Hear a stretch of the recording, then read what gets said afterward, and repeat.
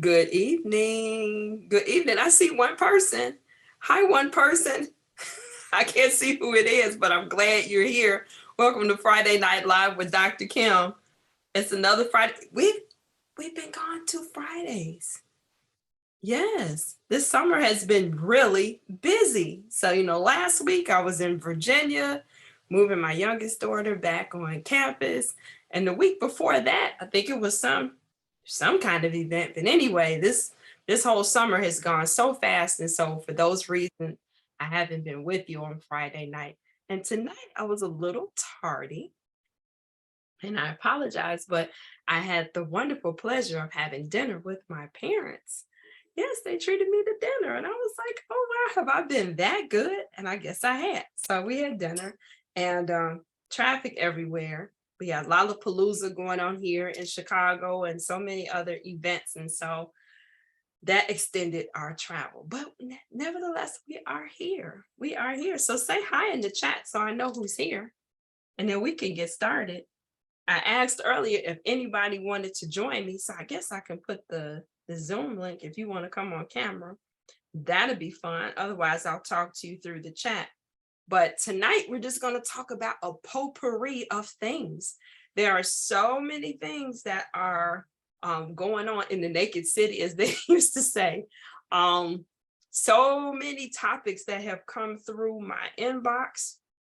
Right here on Facebook, as well as my inbox through the Complete Suite, which most of you know is my consulting business, where I do life coaching and relationship coaching, as well as career coaching.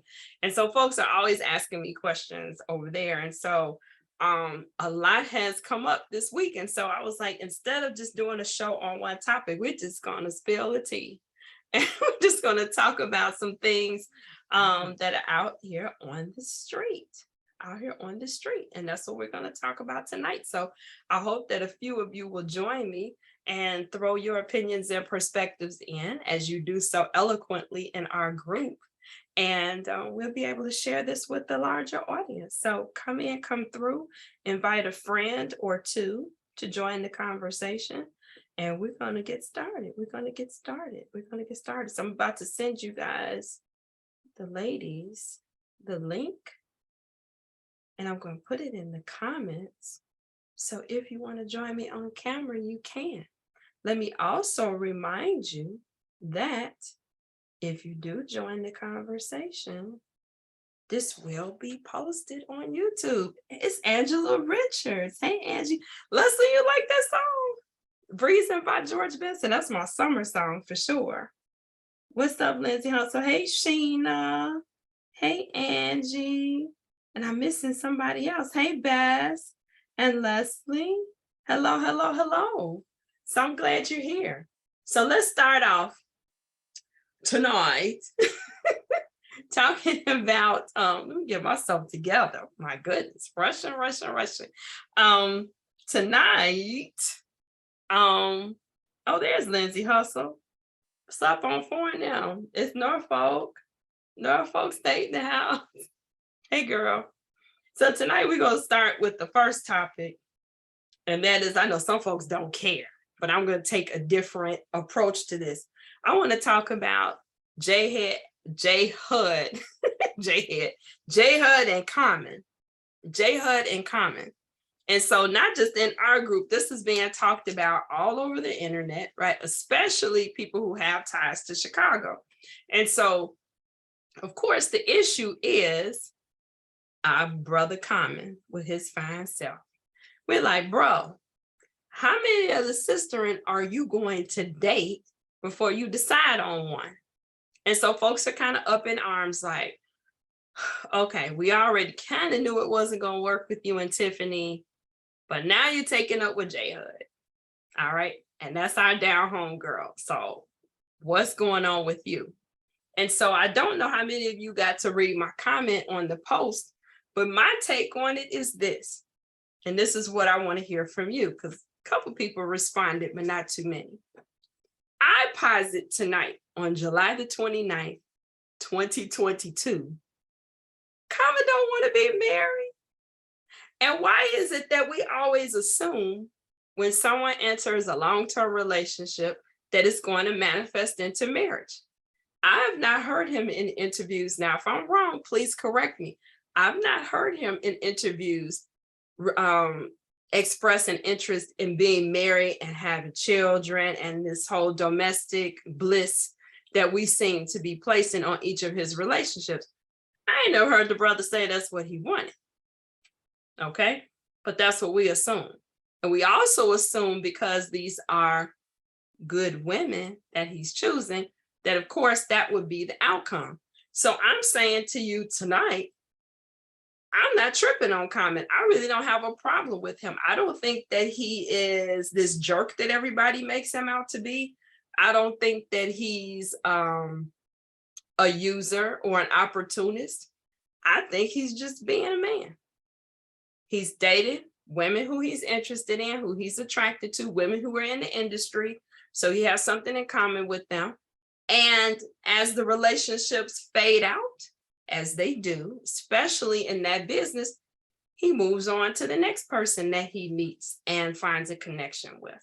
Now, is he being clear with the individuals that he is in relationships with? We would never know, because we're not sitting there on the couch with them. So if they're under the same impression that we are, that, oh, we're together and we're dating and we're spending all this time, hey, Miss Price, that we're going to get married, and then all of a sudden they find out, oh, wow, he called it quits on me too, then that's problematic. But given his pattern, I think Common is being Common. And I think if we were realistic about it and the women he's dealing with were realistic about it, maybe we wouldn't be crying over spilled milk with them. So talk to me. Hey, Kim Lyons. Oh, I know Kim got something to say. Come on, Kim. I need your sense of humor tonight.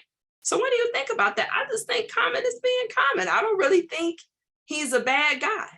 I don't think that he is this user. I just think he's living his best life. And when it's not working, it's not working, and he moves on. But I think in our fairy tale mindsets that so many women have, it's like, oh, they look so good together. I just know he's going to marry her. Really? And the reason why I want to talk about this is because I see us doing this in real life. Because when I talked to my mom, she said, well, what are you talking about on your podcast tonight? And I said, JHud and Common is the first thing I want to talk about. And she was like, oh, I think we just spend way too much energy in the lives of celebrities when it has no impact on our own. And I do agree. But my reason for bringing it up is not just for JHud and Common, but it's for us to think about how many times are we doing that in our own relationships, as well as the relationships of our girlfriends, our sister and our cousins or whatever, that we trip when the man walks away or he doesn't commit like we all think he should, and then we want to label him a user. So talk to me. Talk to me. What's going on with Common? I saw a lot of comments. He needs to be on somebody's couch. He needs some counseling. He just going from woman to woman. I see people doing it right here on Facebook. The only difference is we don't care quite as much because they're not celebrities. But I see people honestly change partners like most of us change drawers. It's way too much. You're like, weren't you just in a relationship? Now I'm single and you better not ask me about it. Get an attitude.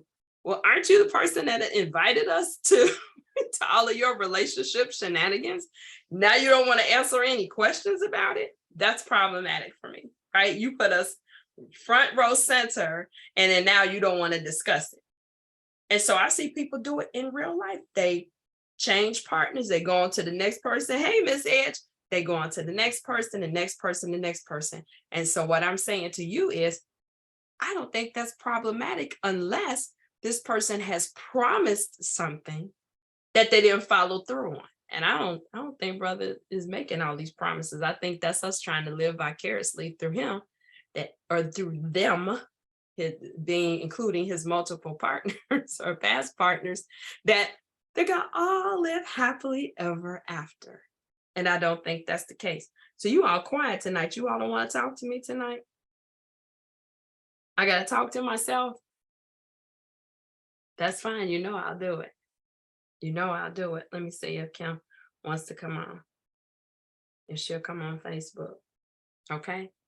So you all don't want to talk about it, and you all have plenty to say. Now you remind me how people do when you want your kids to say their ABCs in front of the grandparents, and they've been singing the ABC song all day, and then you say, "Go ahead. I don't see you. No, I don't see you in Zoom yet.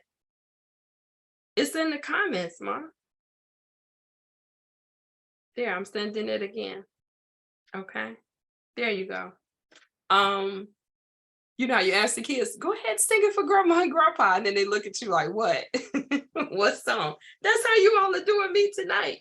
Because you have plenty to say. He needs to be on somebody's couch. It's time for him to settle down. Why? Why? Marriage is not for everybody.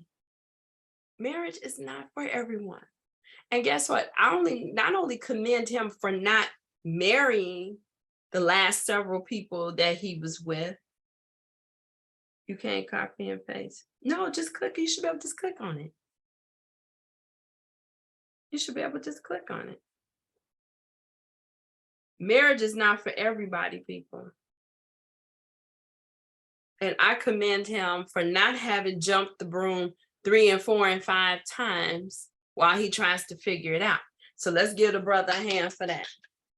I also want to give brother Common a hand for not bringing no children in the middle of this mess while he's trying to figure out what he's doing with his life. Okay? So if you think about all the relationships that we know about, and there's probably plenty that we don't know anything about, okay, that he hasn't brought any children in the midst of this. Let's give brother Common another hand for that. Okay, again, children that we know about. Okay, so at least he's not doing a Nick Cannon. Right, every time we turn around, somebody else is carrying one of his kids. And I don't care what you say about that. I don't want to talk about Nick Cannon tonight. But if I was going to, I would say this. I still think that's problematic for somebody to have a whole tribe of kids. Okay. Good evening, Leslie Garcia. How are you? I still have a problem with like bringing it. I'm good. I'm just fussing about Nick Cannon. And you know, I used to be in love with me some Nick Cannon. But this having a whole tribe of kids and not really developing any type of a stable family unit for them, I have a problem with that. And I know a lot of people are like, well, you know, he's got money. So as long as he can take care of them, money is very basic, a basic form of care. But that is not the most important part of being a parent. Yes, it figures in, absolutely, or we wouldn't have issues with child support and all of that. But to just say because somebody has the money to have a kid and take care of them so they'll be clothed and fed, to me, is not enough of an argument to say that somebody should just go out here and willy-nilly just keep creating kids because they can. Problematic. All right, so if you all want to come in and talk some more about that, I'm going to move on to feminine masculinity. Now, this has come up a whole lot in the past couple of weeks, feminine masculinity. And so when you hear that term, what comes to mind, Leslie, if that won't take you off traffic? When you've heard that term, what does that mean? Feminine masculinity. Feminine masculinity. Feminine masculinity. So I guess men who act more feminine than masculine as they should be. Actually, it's the opposite. So women that act more masculine. Mm-hmm. Well, both are a problem, but okay, women who act more manly. I feel like it's several reasons for that. Okay. I would say one of them being is that men nowadays, depending on the age group, men don't want to step up and be men. So women have to basically be the man, whether that's being a two two parents at the same time, or even if you're just single and you're trying to date, it's like nobody opens the doors anymore. No one offers to get gas. No one offers to you just be a safe man in general. It don't have nothing to do with being romantic. So it's like men have to be their own man. So when you come across a man who actually wants to be that man and he's like, oh, you acting like a dude, you acting like how I should be doing. But it's just women being like that for so long, they don't know how to be feminine anymore. They don't know how to be feminine anymore, or are they choosing to not be as feminine? And if so, why? I feel like some are acting like that and they don't realize it, but they don't want to be like that. It's just they've been like that for a while. And I feel like some women are because, or some women just want to be like that because they've been through that so much, they don't think it's ever going to change. So it's like, well, I'm fine. I can take care of myself. I'm an independent woman. I don't need a man. So it comes off very masculine. When in reality, no, there probably are some good, strong men out here. You just haven't found them yet, or they haven't found you yet. However you want to look at it. I ain't reading the Bible, but however you get found. So you said a lot, and there's a couple layers to that. So number one, and I know.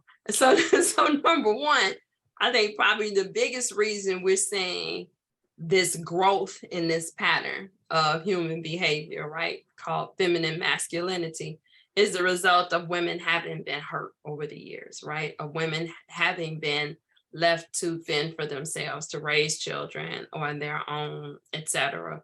And so because they've experienced that, now there's trust issues, right? So the most salient form of response to trauma is what? Protecting yourself. Hey, Allison, is protecting yourself. And so how can I do that?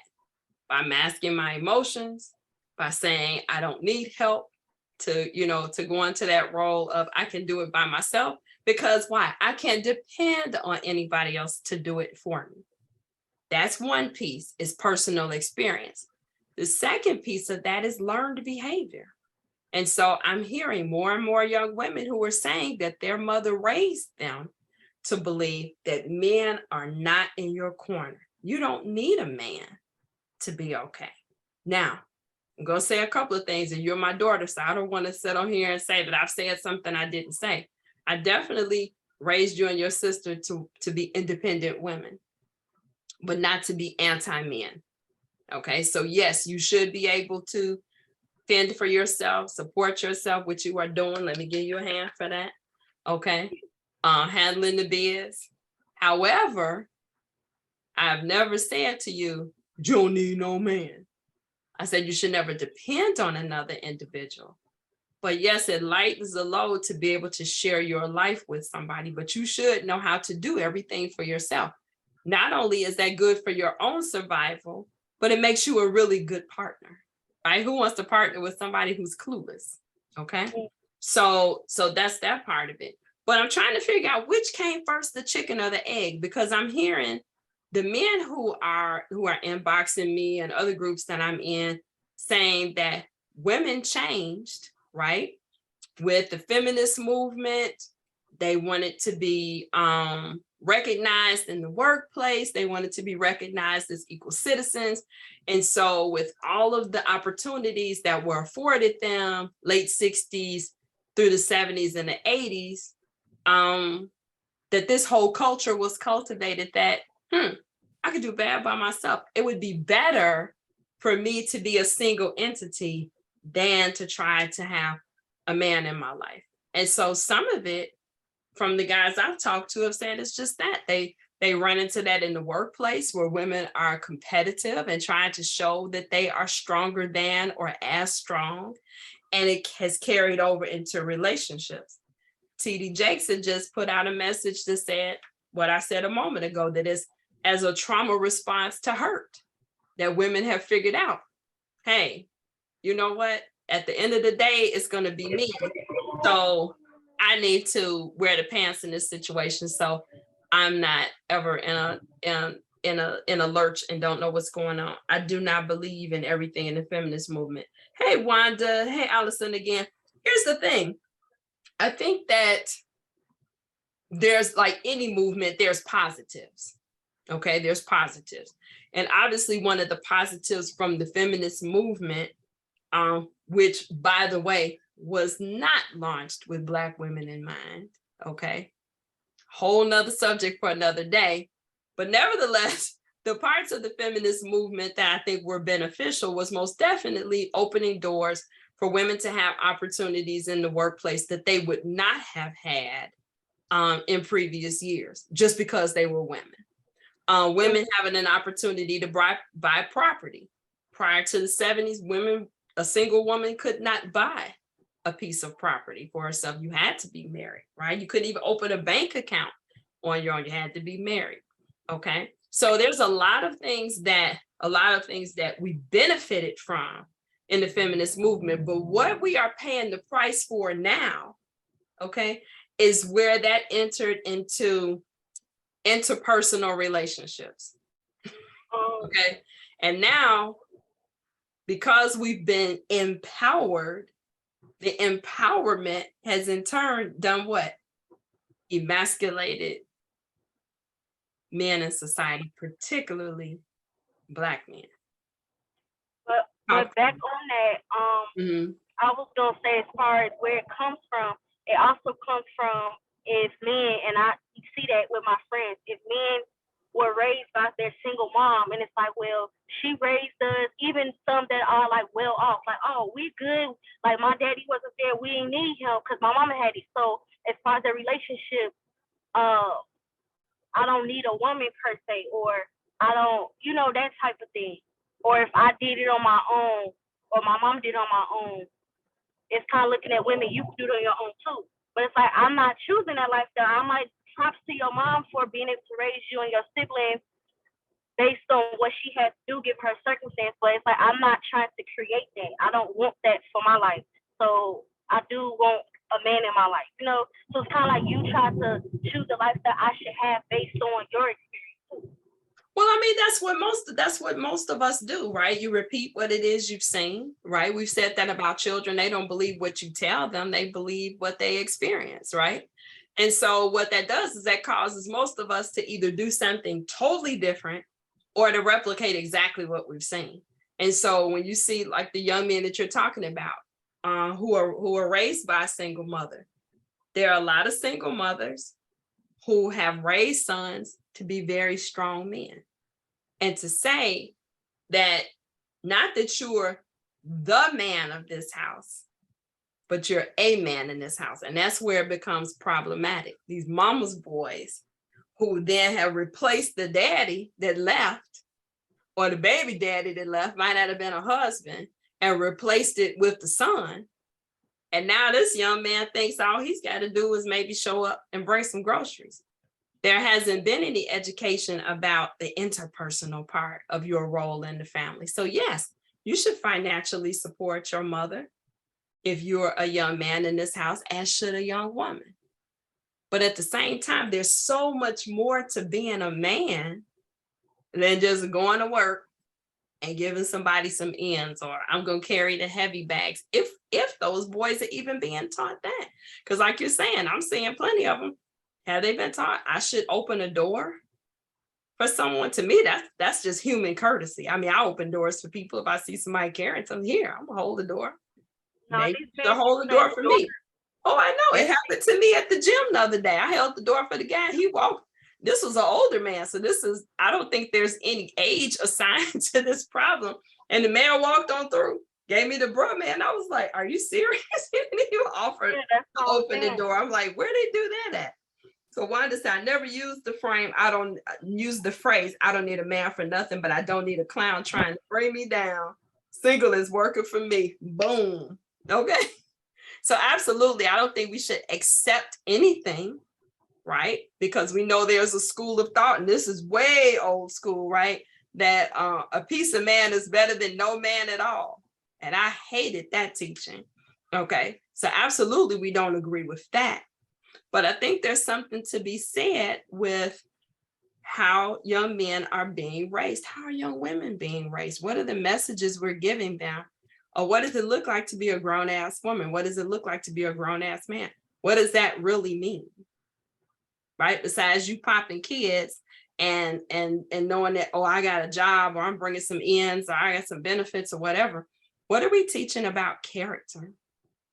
There's something missing there about character. Even with this whole, I'm a bad bitch, I'm a boss lady, all of that. Where's the character involved in that? So while we're being empowered, okay, I think some of us have lost our souls, and the brothers as well. And that's why there's no meeting of the minds. There's no crossing of the aisle, because I'm over here trying to be so bad, I ain't gonna let you break me. And he's like, I'm not trying to offer anything of myself, because I'm not gonna have you take advantage of me. Seriously?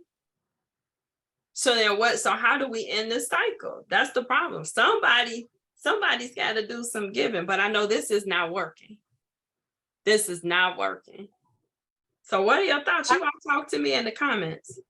How do we reverse this narrative that I can be an empowered woman, but still acknowledge that there is a space that men, I don't want to use the word serve, but a role that men can operate in our lives that is beneficial? How do we stay empowered and still strike that balance of that without being seen as weak? Because a lot of younger women think that's weak to want a man in your life, or to acknowledge that, wow, this would be a good space, that if I had a man in my life, this would be different. There would be value added. Go ahead, Leslie. I think people need to go back, and that's everybody needs to go back to knowing what they want for real. Because you can sit up here and say, I'm independent, I do this on my own, but you knowing good and well you want a man, you want a relationship, you want to be married. So instead of putting a front like you think you bad or whatever, which you can be, but just be honest with people. Like, this is what I want for real, or this is what I can bring to the table. This is what I would like for my significant other to bring to the table. And for men too, if you want to be a hoe, go be a hoe. But if you want a wife, then you need to start acting like a husband. That's one thing too. Stop requiring of me or whomever what you want, and you want this and that, but you're not even a husband for real, or you're not even putting yourself in that mindset to be a husband or a father.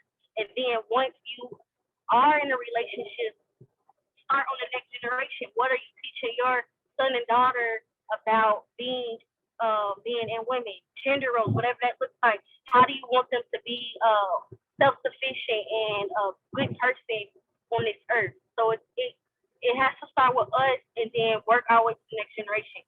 But that's what I said. It starts with, what do you want for real? Like, be honest, be upfront, stop lying to yourself. And then also, carry yourself a certain way. If you want to date a certain type of man or woman, then you need to start attracting yourself to that person or being around those people.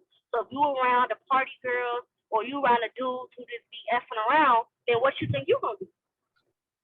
There it is. So that's why I'm trying to get a new group of friends, because, like, okay, we can hang out, but I want to talk about money. I want to talk about being a wife, a mom. Like, that other stuff is not cool. So surround yourself and read and literature, that type of stuff too. Surround yourself with the lifestyle that you want, and then you will get it. So that's men and women.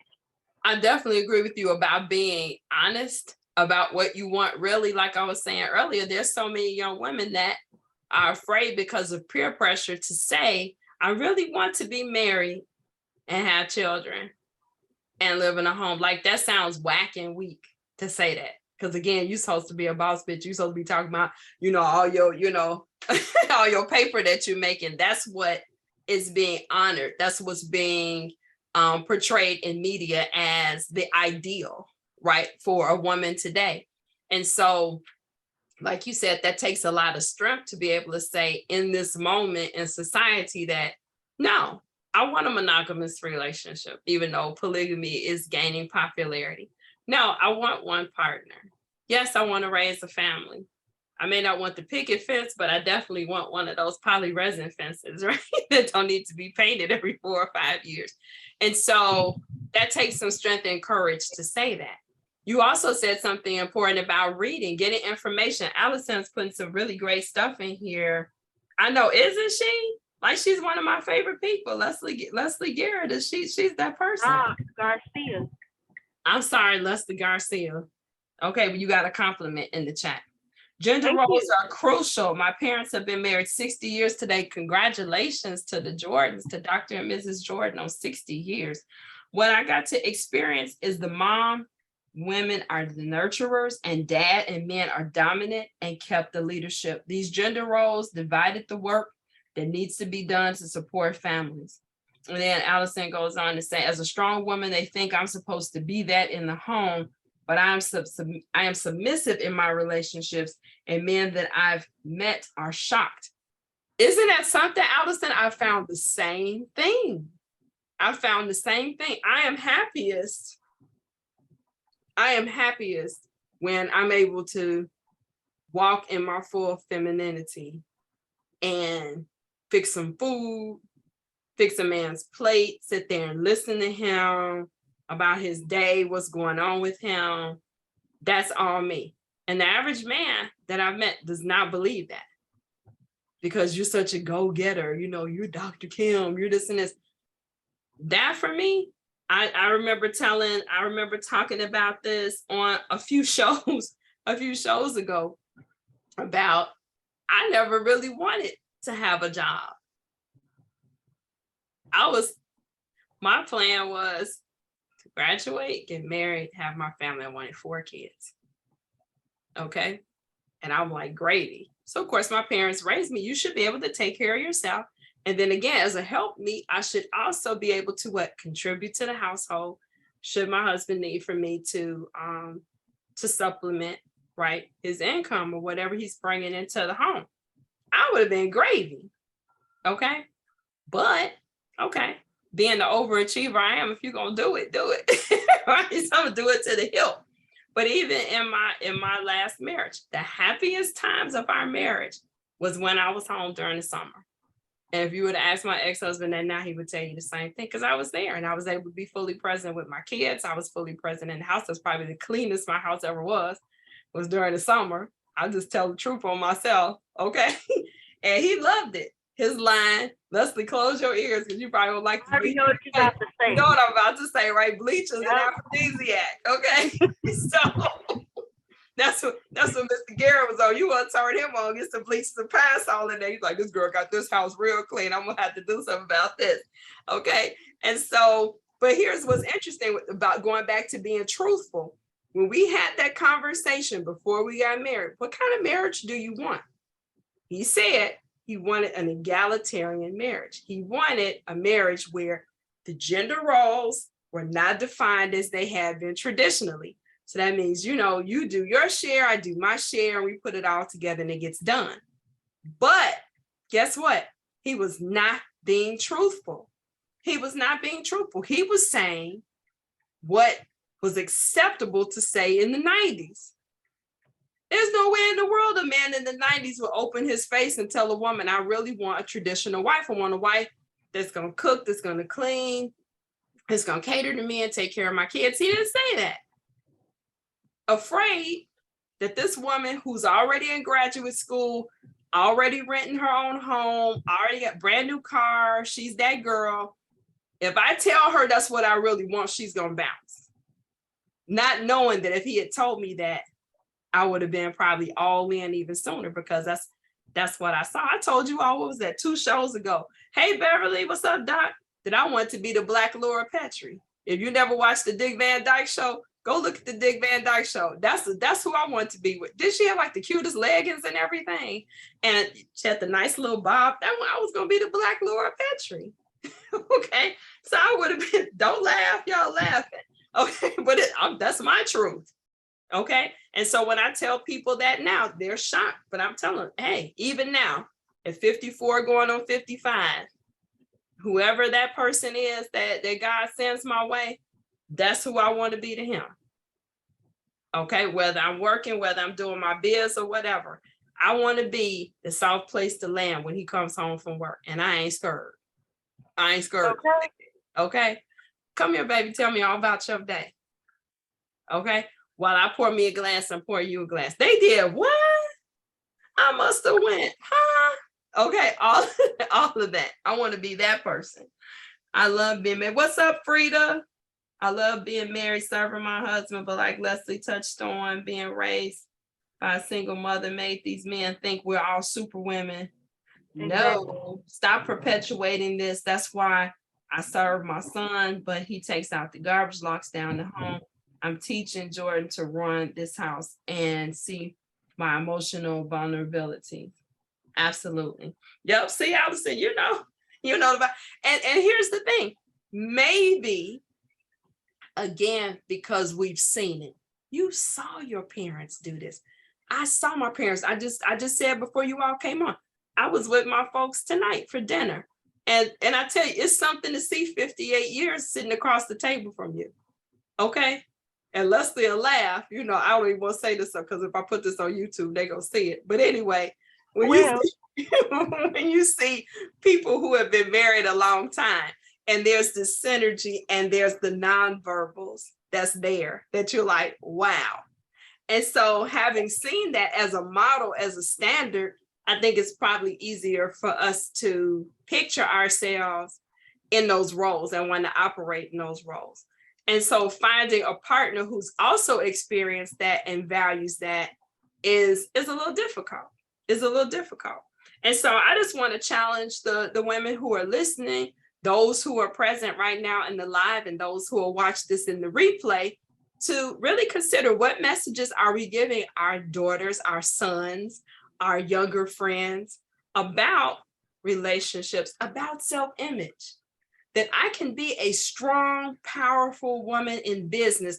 That does not mean I need to be a mean bitch to do it. It doesn't mean I need to tear down my sisters. It doesn't mean I need to, jock everybody and put my sexual part of my femininity out there first to, to gain momentum, to get attention. It doesn't mean any of that. Okay, so empowerment, and I don't even have the word for it. The word escapes me. But that does not have to be our model of empowerment. Okay, nor as we're teaching young men to be more emotionally sensitive and empathetic, do we take away their backbone and say that it's wrong for you to have expectations for a woman, it's wrong for you to make demands on a woman. I'm going back to what Leslie said, but understanding that there are certain things you need to bring to the table. People don't like that expression. I'm gonna go back to that in a moment. But there's certain things that you need to bring to the table, right? In order to make those demands of me. And so we see a lot of that in dating. I'm sorry. I'm not carrying that for a boyfriend, not carrying that for a boo. Fiance and a husband, honey, you got all of that. And likewise, for these crazy young girls I see out here expecting these young men to finance all kinds of stuff so he can prove his worth to you.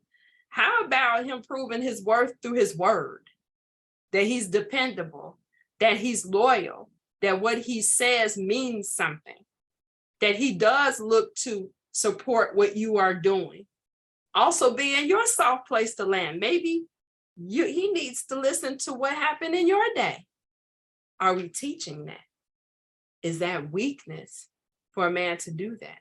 Do you see what I'm saying? So we're losing on both ends. And so we get mad at the men for not stepping up. But so much of what they've been told is to not step up. Right? And then the ones that are doing, and I have several friends this has happened to, they've been run up the front and down the back of. Because women, oh, I got a real one. Hey, Mel, what's up, pretty girl? I haven't seen you in a while. Glad you're here. They've been taken advantage of because they're like unicorns. It's like, what? Are you serious? On a whole nother show, I'll tell you all about this first date I went on last week. Color me impressed.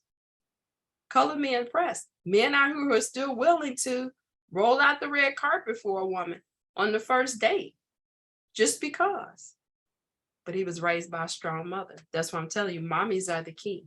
Mommies are the key. Ladies, we have a whole lot of power. There's that word power again. And it's not about your volume and it's not about your tone. It's about your moves. It's about your moves.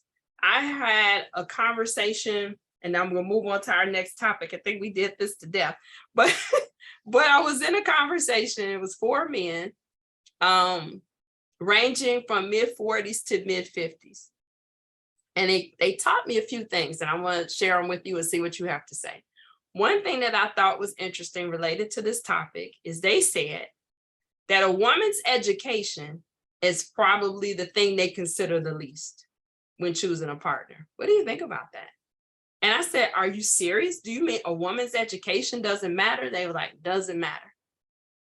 I said, so if you had 2 women standing in front of you, equal on every other characteristic, as far as looks, as far as personality, etc., but one had maybe a GED or a high school diploma, and another woman had a bachelor's or a master's or some kind of certification,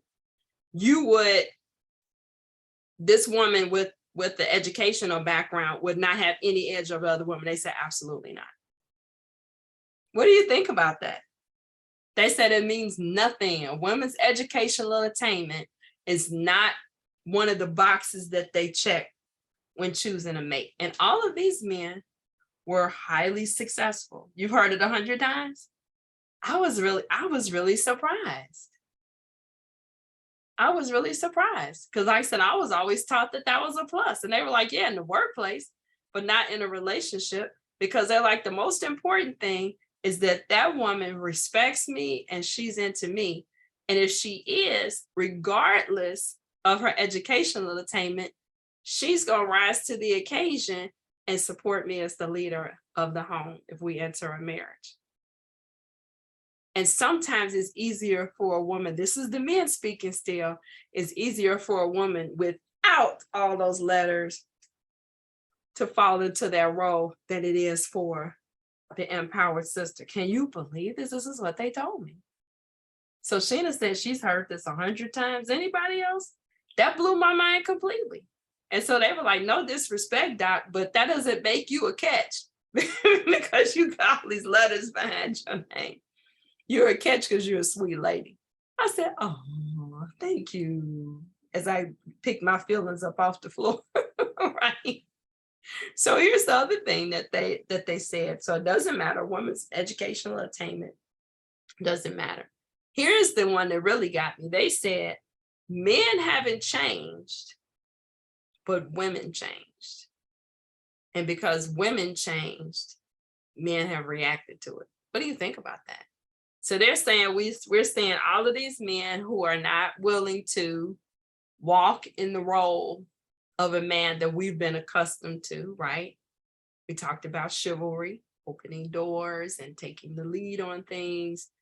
That they're saying the reason why we see men not doing that is because women changed the rules. Women changed the rules about sex, right? Access to sex. They didn't have to work for it anymore. So it was okay. I don't have to marry you to sleep with you. I don't have to marry you to have your kid or for you to have my kid, right? So there's a lot of stuff that I used to have to do that you've said is okay now that I don't have to do to have access to you. And so it spilled on into so many other things. They said because women changed the rules. What do you all think? Yes, it hurt mine too when I learned it, but I still want to achieve my goals. No guarantee that I'll ever get the man I want and need. Here's the thing about that. So going back to the educational attainment, I absolutely agree with you. I think the best message is about living a fulfilled life, right? Again, you've heard me say this before ad nauseum. I think we spend way too much time as women putting marriage on our map as a destination, as opposed to part of our journey. Big difference. So there's so many, it's like the dividing line. Well, once I get married, then. But marriage is like this, you know, the epitome of living. Instead of saying, wow, as a part of this full life that I'm living, I hope to be married at some point. I hope to have children at some point, but not all of my focus to be on there. So again, if we're all sitting here with a purpose and we've been given gifts to use them. Leslie said something important a minute ago. You said a lot. You was dropping all kinds of nuggets and fries, and girl, I'm telling you. But one of the things that you said was good was about positioning yourself. Right? So maybe you keep catching scrubs because you where scrubs hang out. Maybe you have some scrub tendencies. That's why you keep attracting scrubs. And so if you're walking in your purpose and you're in some places where you need to be, you're going to begin to meet some people, right, that are on your level. Don't you hear that term a lot? I just can't find anybody on my level. Maybe because you scraping the bottom of the dating pool. Get where you need to be. I heard a man talking about that a couple of weeks ago. He's like, the best place to meet somebody is in a place where you're doing something that you enjoy. Duh. Sounds crazy, right?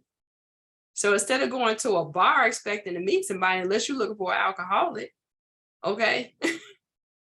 Or a party animal, I'm not saying you can't meet somebody there, but I'm saying looking for somebody and saying, oh, I'm gonna find a quality man to have children with. 9 out of 10, you're gonna find him there. But where might I find him? Doing some of the things that I enjoy. So then you're not trying to explain to somebody who you are. He knows who you are because y'all met doing some of the same things. Now, I know it's not as simple as that. If it was as simple as that, none of us would be sitting here together on Friday night talking to each other. But I do venture to say, and I'm a witness, as I began to walk that out in my life, the applicants have become a lot better qualified. I will say that. What did my sister say? Yeah, I'm not where I need to be to attract people that I want. Absolutely. I don't put myself out there though. And that's probably exactly when you're going to meet somebody.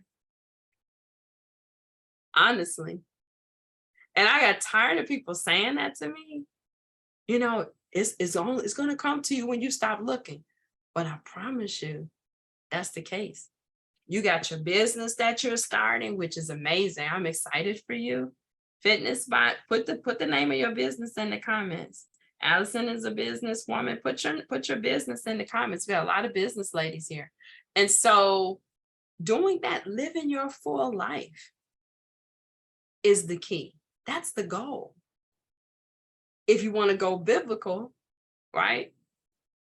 Put my cash app out there, Leslie, say extend the offering. But if you want to go biblical, seek ye first the kingdom of God and his righteousness. And then what? All these things will be added to you. So walk in your purpose. Do what you were born to do. Marriage is a part of that, or maybe a part of that. But that is not the end all and the be all of your life.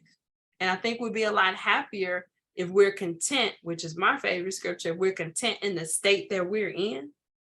That I'm not going to be happy when this man comes. I'm happy now. And then if he's added to me, I'm going to be happier, right? Or a different kind of happy. Okay. All right. But not that, oh my God, someday my prince will come. And so I'm blue until then. So live your whole life. Absolutely. And even if you put yourself out there, none of us is perfect. None of us are finished work. Okay. And so I think there's some merit in, as you meet people, and we're all at different places in our journey, to be honest about what those issues are. And I think that there's people out there who are willing to make that journey with us if we're honest.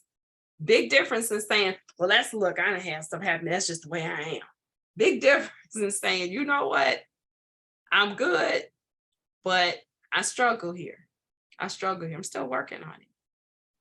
People can appreciate honesty and transparency. Only giving it to people who've earned it. Let me finish this thought before I lose it. Giving that information to people who earn it. I don't believe that is a first date conversation. You know, I'm jacked up and I spend 2 days a week on the therapist's couch, you know, and I strongly believe in therapy. Okay, at the end of every broadcast, I invite you all, please, if you don't want to have conversations with me as a coach, I will refer you to some very reputable and collegial therapists who do the hard work. There's merit in talking to somebody, but I don't think that that's something you necessarily have to or should disclose as you're first meeting somebody. They need to earn the trust of you sharing that part of your personal journey. Okay, Leslie. What I was gonna say back to when you were talking about the guys were saying that women changed and men didn't. It's when you bring up the whole therapy thing and oh, well, this is who I am. I would say personally, and a lot of people in my like circle have made the decision to change. Like, okay, this is how we were raised, or our childhood trauma, but we're adults now, so we can combat that. So what can we fix about it? What can we learn or unlearn? So some men out here aren't willing to do that, or they realize, or they figure I'm not the problem. This is just who I am. So it's kind of like, yeah, women have changed for the better, and men are the same. So whatever their grandfather taught them about women, or in general about life, whatever their father taught them if they had a father, that's just who I'm supposed to be. When women typically see, okay, this is how my grandmother was and my mother, this is what they did right, this is what I don't like. I don't want to be this as a woman myself. I'm going to fix it. So that part, yeah, we did change, but that other stuff, yeah, that is true as far as other stuff in life, you know. Y'all can go to therapy too. Therapy, I'm telling you, I don't know anyone who at some point in their life doesn't need to sit under wise counsel and say, I'm going to open up my heart and pour out the issues of my heart and have somebody help me to sort them out, who is objective. I don't know anybody who doesn't reach a point in their life. And so for some, it's longer periods than others, but I think most people reach a crossroad where you need to take a moment and, as a part of your self-care, pour out the issues of your heart and make some sense out of it so you can make some intentional decisions. And so what they were talking about is women changing, like I said, changing the rules, changing the rules. And I still haven't heard anybody, thank you for your response, but I haven't heard anybody else say anything else. Have we changed the rules? Like, here was another one. Let me ask you this. Yeah. Oh, go ahead. Well, briefly, some women change the rules as far as, okay, men, especially we just talking about this the other day, men look at music videos, oh, she bad, she skinny, she got a fat booty, all this and that. So it's like you got these good women out here who aren't really showing their bodies or they're wholesome, and it's like we don't want that. So then you got the women changing, well, I got this, all this and that. So it's like we change because that's what y'all said y'all wanted. Not saying it's right or wrong, but men dictate what they want in a woman or what they want to have, and women change to that. Now then you got the good guys, or you a hoe, or you this or that. But I was just conforming to what I thought y'all said y'all wanted. But y'all gotta remember, every one man can't speak for all men, one woman can't speak for all women. So you just have to learn that you gotta carry yourself the way you carry yourself. Just because she's over there doing that and she getting all the attention from these guys, okay, that's physical attention. There's other types of attention, and you are different from her, she's different from you. So yeah, we changed the rules because I feel like they changed the rules first, so we just playing catch up at this point. You said, so which came first, the chicken or the egg? Well, here's the thing. You can get their attention. I think here's the thing, and this is what the guys, and this is several guys have shared this with me. So women felt, okay, yeah, maybe I need to push the envelope a little bit and dress a little bit differently, present myself a little bit differently to get these guys' attention. But watch this. The result is still the same. You can get the attention. That don't mean he gonna cuff you. You see what I'm saying? You can get the attention, you never get the title. Because men, for all intents and purposes, are still very traditional in their thinking. Very traditional in their thinking. I lay down with anybody. Okay. But there's only a certain kind of woman I'm choosing to be my wife. Now, if you want to be white, you got to play it a little different. They ain't trying to hook up with somebody who's putting everything out there that everybody else saying. That's just not going to happen. And it sounds very antiquated and it sounds very traditional, and it sounds, oh, that's just so old fashioned. Go ask a brother. You got her versus her. You got Nicki Minaj versus, give me somebody who's the total opposite. Me. I'm talking a celebrity. All right, so Keke Palmer. I would Okay. say Keke Palmer has, kept to herself. I would say she's wholesome. Besides acting, that's one thing, but her as an everyday person, she's wholesome. So see what I'm saying? So, but you ask the average man, yeah, and I hate that saying that they get the pick of the litter, but it is true. They get they have the leverage on us in numbers, and that is more of us than them. So they get to choose. And so, like they're telling me, even now, these are men in their 30s, in their 40s, and in their 50s. If I got Nicki Minaj over here, and I got Keke Palmer over here, and I'm talking about wife and somebody, I'm going with Keke. I'll F around with Nicki, have a good time, but she'll never have my name. I'll never give her a ring, but we good. So again, it all depends on what you want. What is your relationship goal? I think so many of us have given up because we've heard these numbers. And so we're like, you know what, to heck with it. I'm gonna just do what feels good. I'm gonna do what works for me. And it's not working to our advantage for those who want to be married. For those I think they say that, but they don't be wanting that for you. What you mean? Like, you can sit here and be with the good girl, the nice girl, the wife, be with her for so long, break up with her, and the next time you see them, they with the hoe. And it's like, but I thought this is what you wanted. I thought whether it was me or somebody like me, my type, I thought I was the one that you said you wanted. But now you get with the hoe, so you not really getting what you said you wanted. So no, they do want the hoe. They marry the hoe. They do marry the hoe. But you have to somebody married the hoe? All the time. Yes. Really? But it's a whole of maybe she retired, but she may still get down. But it's like, bro, I know her track record better than you do. But you picked her hoe, a retired hoe. But that's what I'm saying. Like, but you toss around the queens, the moms, the wives. But that's who you really want. Okay, so I'm gonna push back. Where you've seen that happen? Because I have not. But since you have, we're going to use your anecdotal evidence, okay?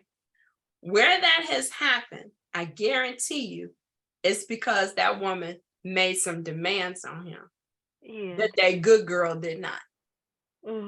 Because the good girl is so good trying to be good to him. Instead of owning, I'm a good girl, but you, right, need to meet some expectations as well. It's mutual. We have expectations for men, and we should, okay? But they have some expectations of us, so we should give some, and we don't, because we're so busy trying to hold on, trying to prove to him that I'm good for you. I'm wifey material. That man knows within 30 seconds. Did you see that post I put up the other day?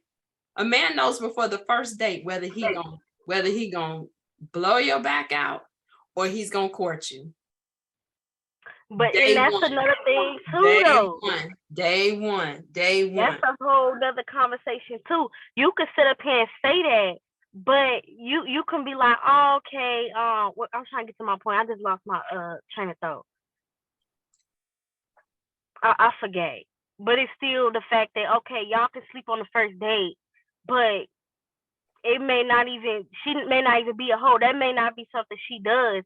It just happened that way. So now you view her different just because of that. But you did it too. So it's all about how you view the woman, but like you weren't sitting there too, just doing that. Here's the other thing that y'all gonna hate me for. And I remember your grandmother saying this in the 80s. Okay. And I was mad at her when she said it. And now here I am in 2022 saying it. Men and women are never going to be the same where that is unconsidered. And that's going to bring us into our body count conversation. Okay. It's never going to be the same. Now, let me say a couple of things. Let's go back to the sleeping on the first date. I know some folks who have slept with people on the first date and they ended up together. I know some people who didn't sleep with each other until the night they were married. and they're not together. So there's no giving.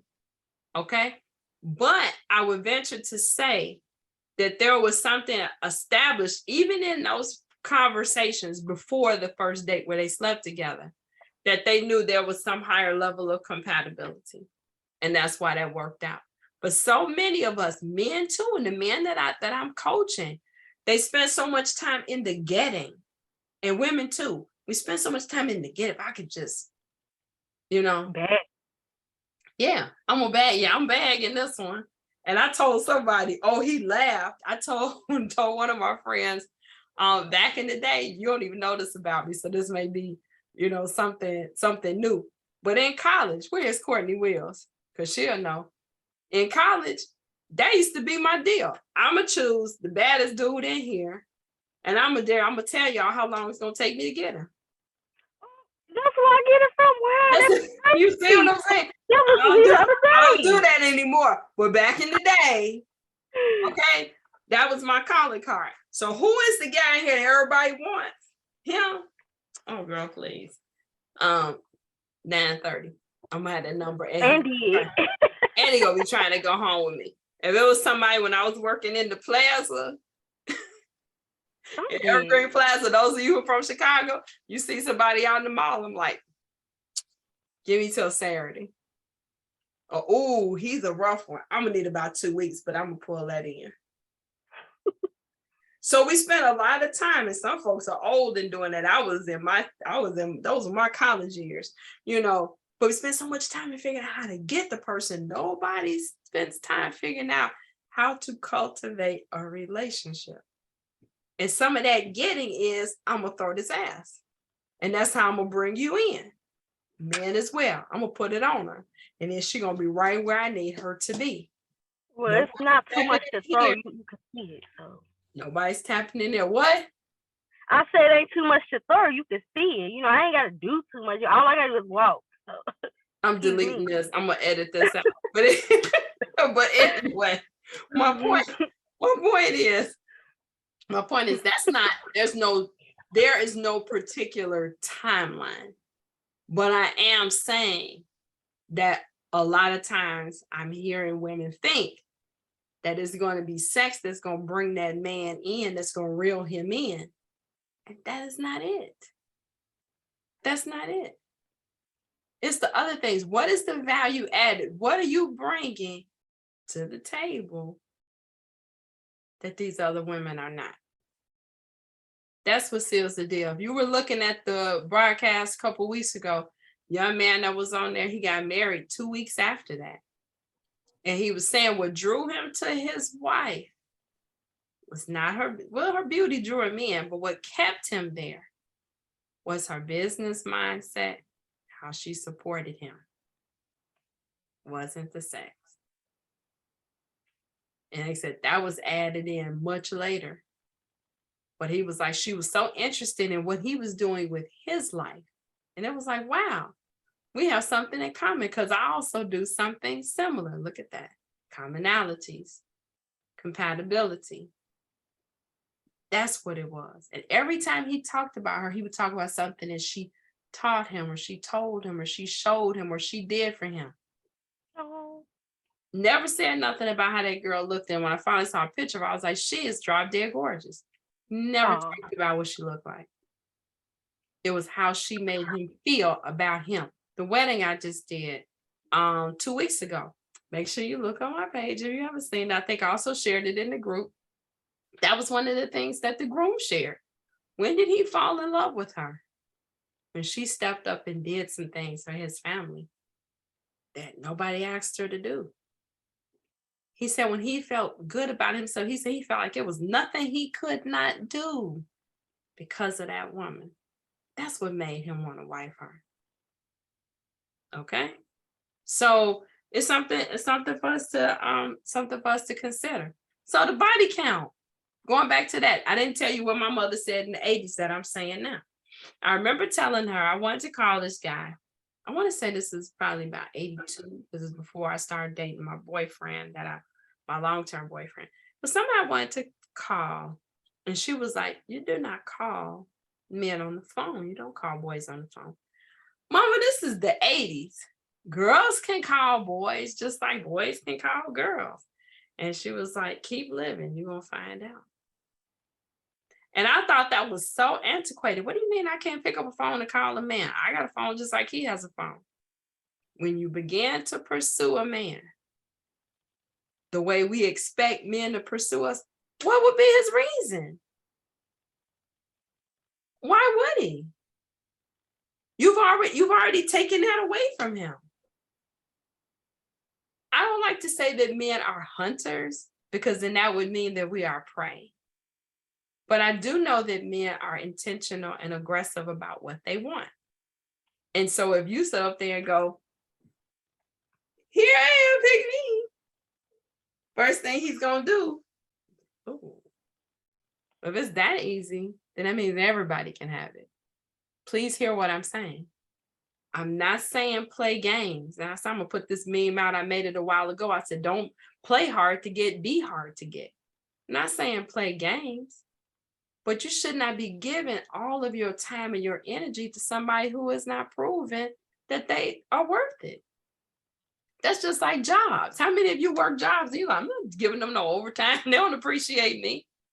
But yet you will do backflips for a mofo who ain't lifted a finger to pay you some attention, to even give you a text beyond good morning, beautiful.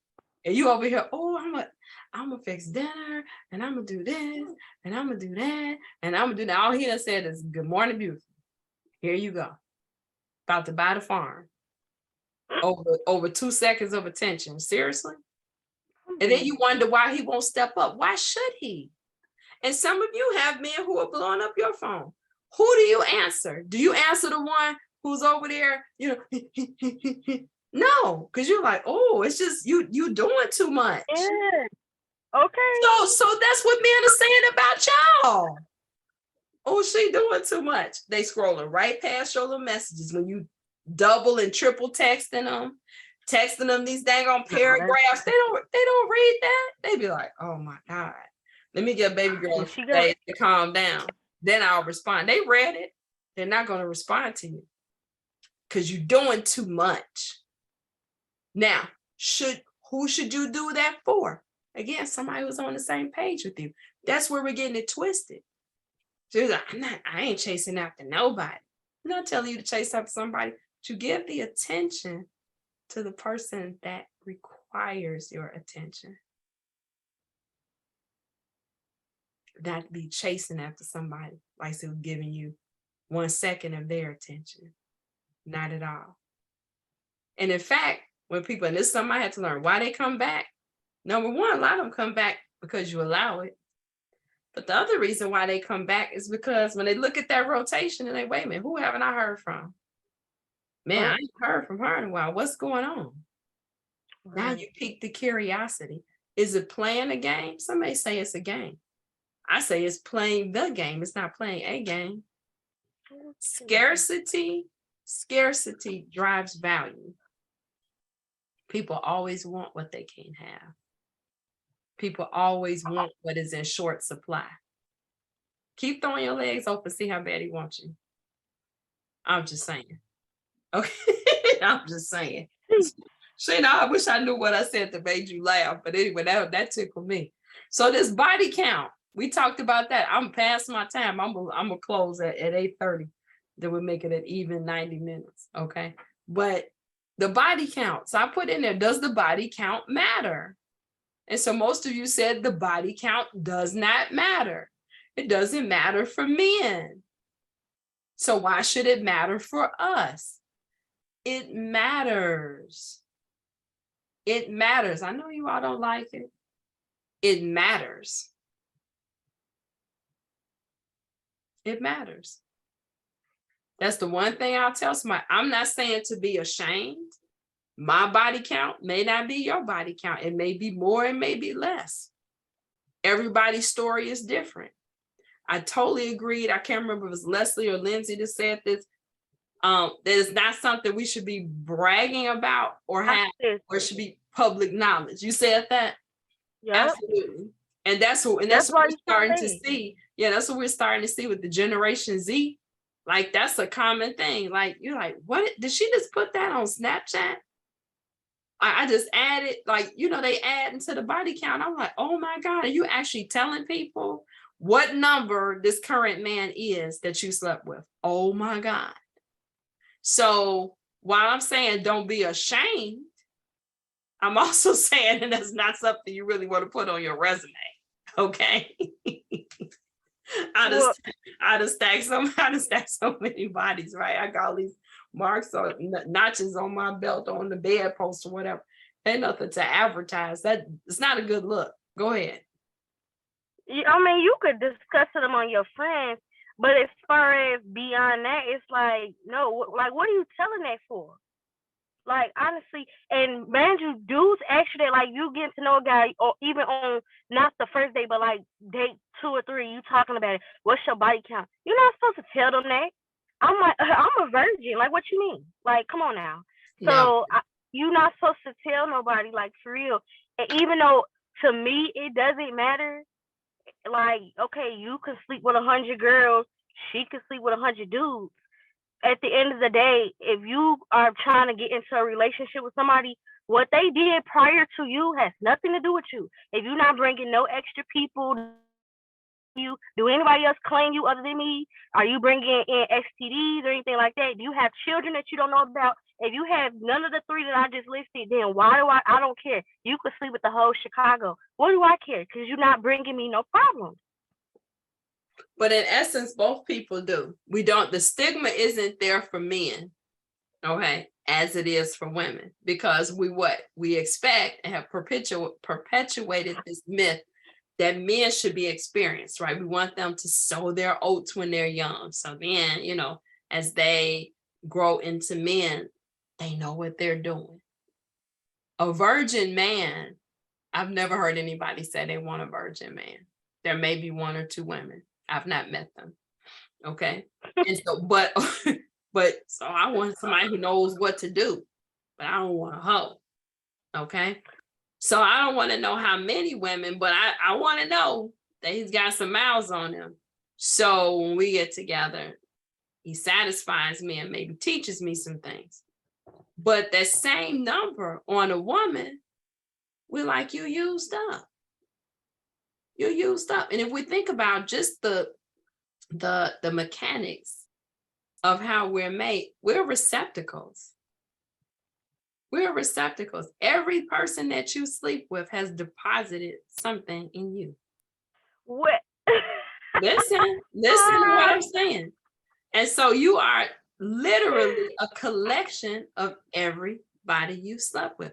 I don't want to get into soul ties because I know some people believe in that.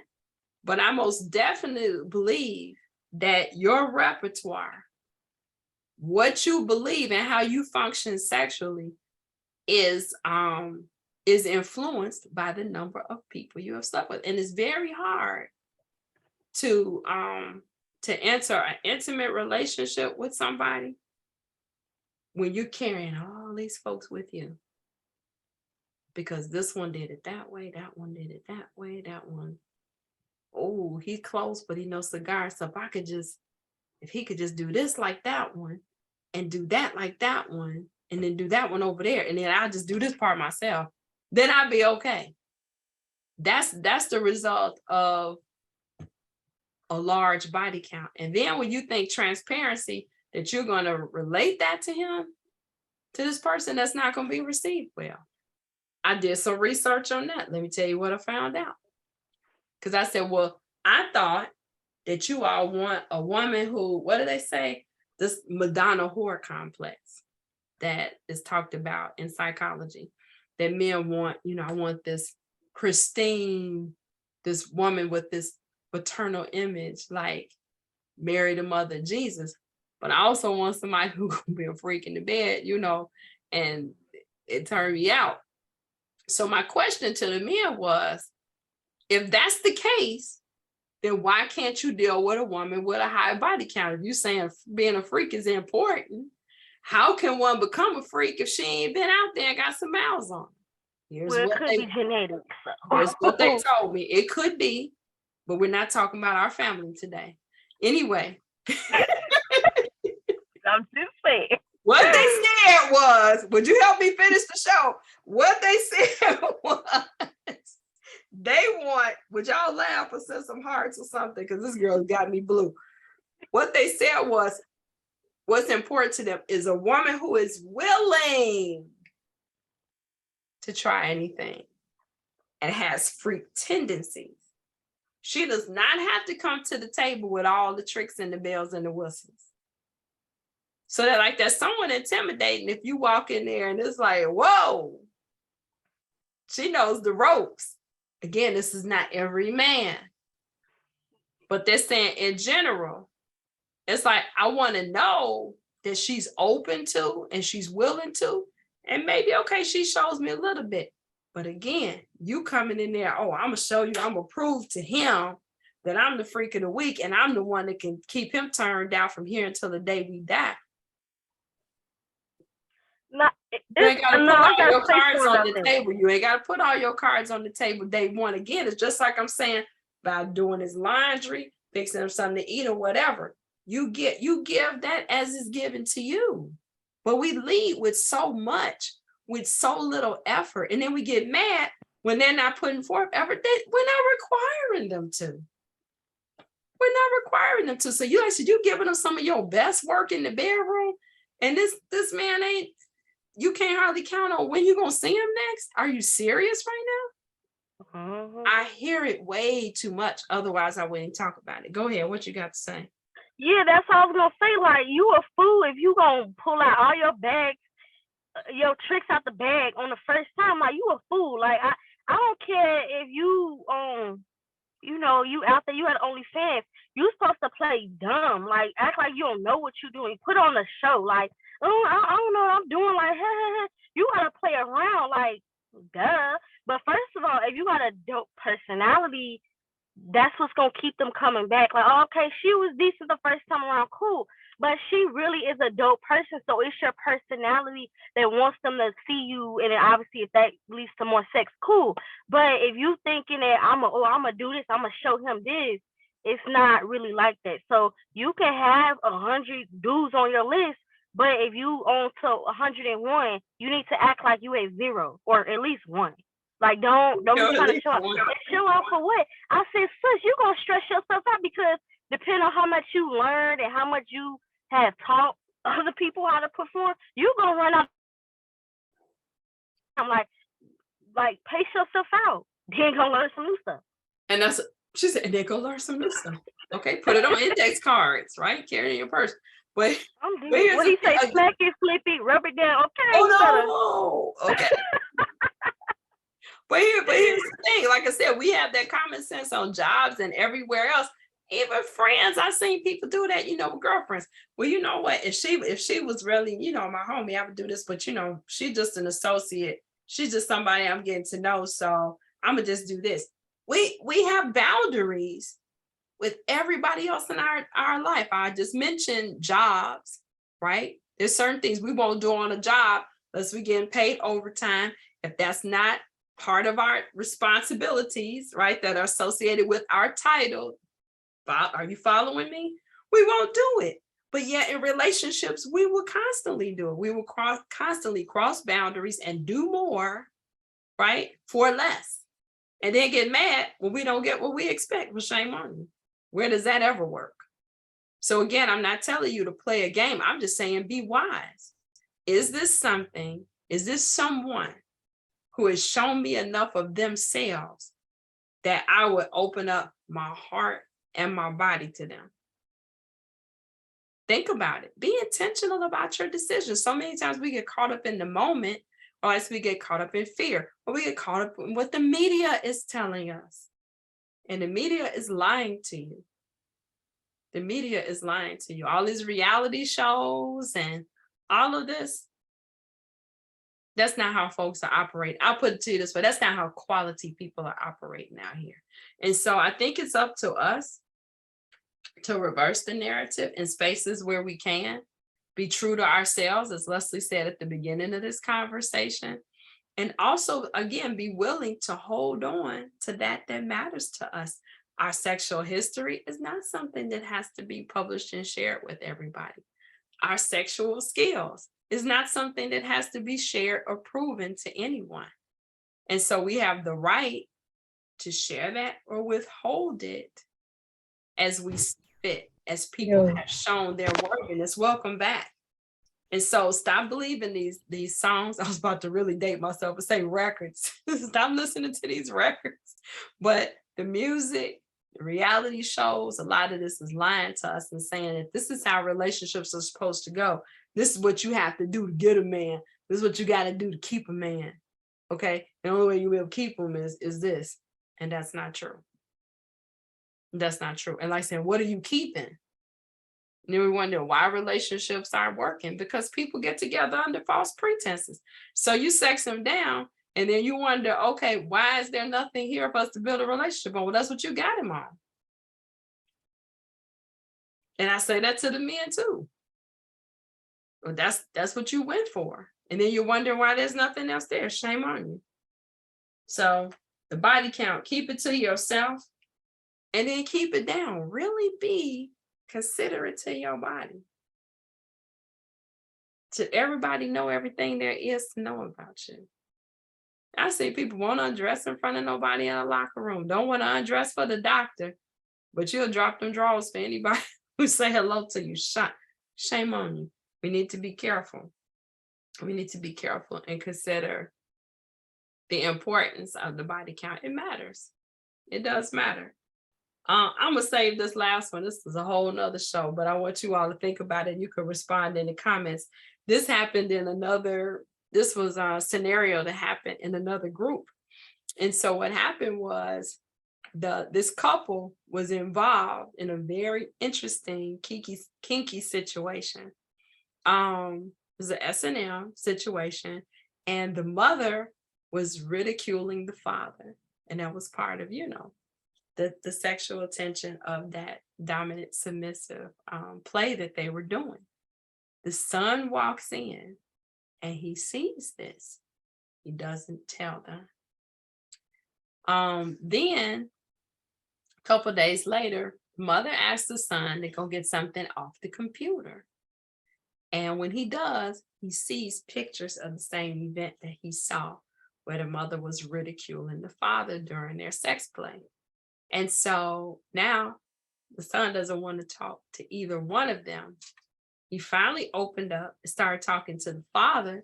And he told the father that you should leave because you should not let mom treat you like this. And the father's trying to explain to him that it was just sexual play. Like, I'm not really her slave. I'm just using it as an example. This is how we play. So now the child is gone back into his hole. He's not speaking to anybody, and they're worried about his mental health. So talk to me in the comments, like, what do you even do? Has anybody experienced that, right? That your kids walk in on y'all doing the freaky. How do you deal with that? Do you confront it head on? Do you act like it didn't happen? Is therapy needed? And I'm always going to vote for therapy. But what would you do? How did you handle that? And so tonight was just about that, just talking about some things that I've seen and hearing. I told Leslie, word on the street, we're going to spill some tea tonight. So we talked about JHud and Common. Leave Common alone. That's up to the women that he dates to be clear about their relationship goals. And I hope he's being clear about his. And if not, maybe somebody can pass the word from this broadcast to him. Bruh, if you don't want to be married, I hope you are telling these women that. I believe he's a serial monogamist. He likes being with one woman at a time. And after it runs its course, he starts another relationship. I don't think that makes him a hoe. I don't think that makes him somebody with trust issues. I think he's living his best life. The missing piece is he communicating that to the women who he's in relationships with? Again, it's not taking any money out of my pocket. It's not paying any of my bills. But because I do see some of these same patterns play out on streets near us, I thought it was important to talk about. The next one was about feminine masculinity. Ladies, don't be afraid to walk in your femininity. Softness is not weakness. Submissiveness is not weakness. In fact, it's your power. And I had a couple of guys that says that it's the softness. It's the softness that is the power. Let me get it right. A woman's softness is the power she possesses to quietly manipulate a man. It's in the softness. It's not in you being rough. It's not in you towing the line. It's not in you being louder than him. It's not with your hands on your hips. Sometimes it's in the quiet. And sometimes it's tipping your hat in his direction and following his lead. Even sharing with him how you need him to lead. Because as we talked about earlier, some men have not been taught. But if you see a man that has a lot of the boxes checked, why not invest some of your time and energy to saying, you know what? This right here makes you a stellar individual. I love when you do this. You'd be surprised how that man's heart will swell and how he won't try to replicate that because you made him feel some kind of way. See the positive reinforcement? Big difference than, shoot, our last guy I went with, at least he did this. You ain't even got the good sense to do that. Who would want to do anything with the attitude? But the quiet softness is the power of manipulation that women have. And manipulation not being a negative thing, but I'll say influence. I like that word better than manipulation because that sounds somewhat negative. And then the last piece was the body count. Does body count matter? Yes, it matters how many people you've slept with because of the influence on your own sexuality. It becomes very hard for you to be satisfied with anybody when you got so much, so many experiences flowing around in your past, and it comes into your present. I also said it's not something I suggest that you share, right? That you share, that you just throw out there and make it a part of your resume. That is a personal part of your history. And if you do choose to disclose it, make sure it's somebody who is trustworthy and deserves to know about your sexual past. But I will tell you, based on experience, both life experience as well as coaching experience, that is not a number that most men want to hear in reference to a woman that they are in a relationship with or considering marrying. They don't want to know how many people been there. Every man wants to believe that they're the first, maybe the second. They don't want to know they number 57, 58, okay, in the lineup. And so even if they know you've been out there, they really can't entertain that number. So I would behoove you to keep that information to yourself, okay? And if you're going to be transparent, make sure it's somebody who really can handle that, okay? So that's all I got for tonight. That's Friday Night Live with Dr. Kim. We hit the words on the street tonight. And so if you are ever in need of life coaching or relationship coaching, or you're sick of your job and you need some career coaching, I'm your girl.